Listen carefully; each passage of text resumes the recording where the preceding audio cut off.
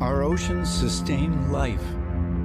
An abundant ocean can feed 1 billion people a healthy meal every day forever. But now they are being killed by throwaway plastics. The equivalent of 1 garbage truck of plastic is dumped in the sea every minute. 17.6 billion pounds every year. Plastic is everywhere in our ocean, floating on the surface, mixing in the salt water, and sitting on the ocean bottom, miles and miles deep. And once in the ocean, it never goes away. Over hundreds of years, it breaks down into small pieces. But those pieces, even the tiny ones called microplastics, are still plastic. Bismillahirrahmanirrahim. Assalamualaikum warahmatullahi wabarakatuh. Today I would like to share you 3 sources of pollution. First, many rural residents dump rubbish on the banks in the river. Garbage dumped in river and riverbank is a major contributor to pollution, especially in rural areas. This is a situation in which a plastic trash and other debris enter the river, creating a major contamination of the river water and eventually pouring into the sea. This will damage the water quality. Water that is too polluted cannot longer be used like drinking and other daily using. Second, most places in this country still have irregular waste management, especially in small town and village area. Unsystematic solid management cause idle and decomposing waste. This causes the litter to be included into the next drain into the river. Then this is also a contribute to the increase of plastic waste in the river, which in turn become a threat to flora and fauna. Third, Malaysia is a country that has many industrial areas. This is a positive impact on the national economy, but may be effect to the environmental. Industrial waste dumping into the river by the industry is also one of the cause of serious pollution. This has been the cause of various pollution.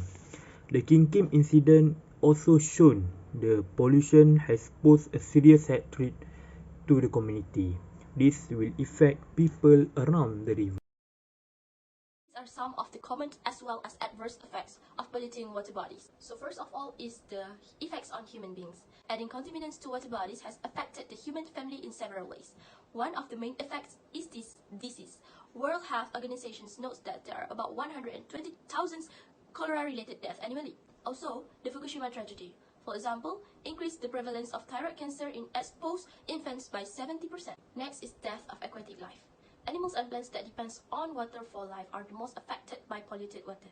In the report statistic in the year of 2010, the spill of the Gulf of Mexico harmed over 82,000 birds, 25,900 marine animals, 6,165 sea turtles, and an unknown numbers of fish. Next is food chain disruptions. Pollution disrupts the food chains by moving the toxins from one level in the chains to the higher levels. In some cases, pollution can wipe out an entire part of the food chains. Such affect the other organisms by either causing excessive growth in case the predator dies. The last part is economic effects.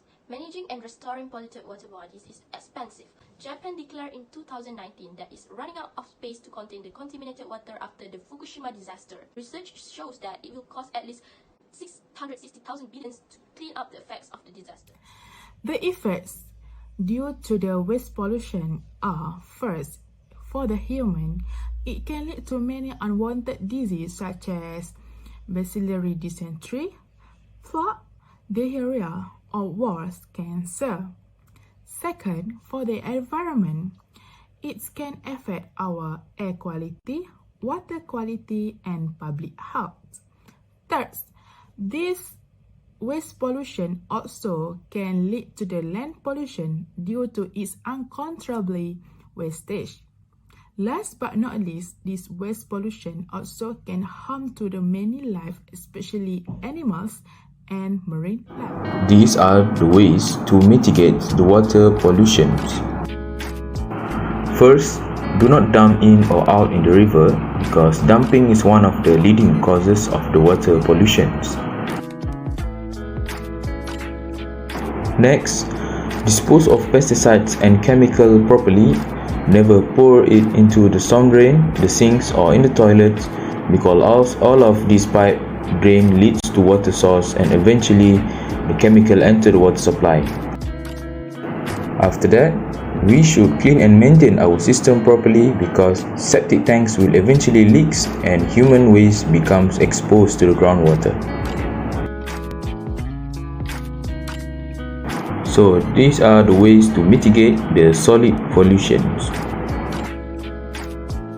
One of the ways is by recycling. Recycling waste could help to mitigate the solid pollutions. Our fruit and vegetable scraps, eggshells, coffee grounds, leaf all can be composted. This will provide you a beneficial return on your investment of time and efforts. Other than that, say no to plastic means that avoid using plastic material or plastic bottles to reduce this plastic waste.